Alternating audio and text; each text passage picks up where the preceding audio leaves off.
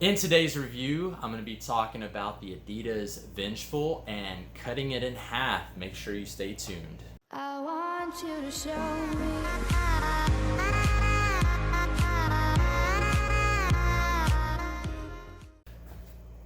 All right, we've got an Adidas Vengeful. Hope you liked the review on this. I'm interested to see how deep the stability posting goes. It probably goes through right here. Nice stability shoe with pelletized plastic, EVA, a TPU boost.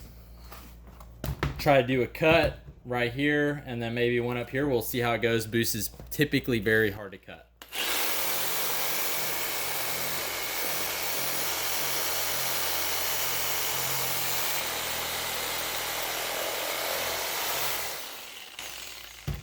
All right, got through it.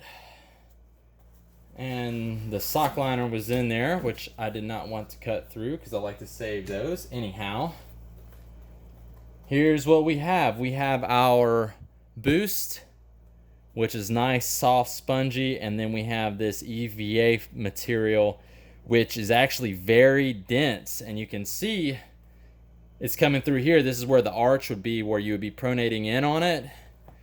It's going to reduce that pronation because this side is going to be much softer than this side. So you're going to sink in, and then you're not going to be able to pronate up against it. It's going to help align that gait. I would say overall, very well made, nice dense material. I think this shoe has about 150, 200 miles in it.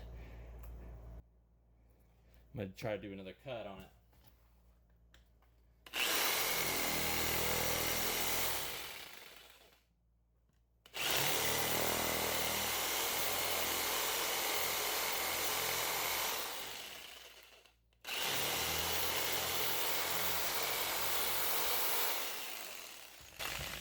All right, very consistent through the footbed.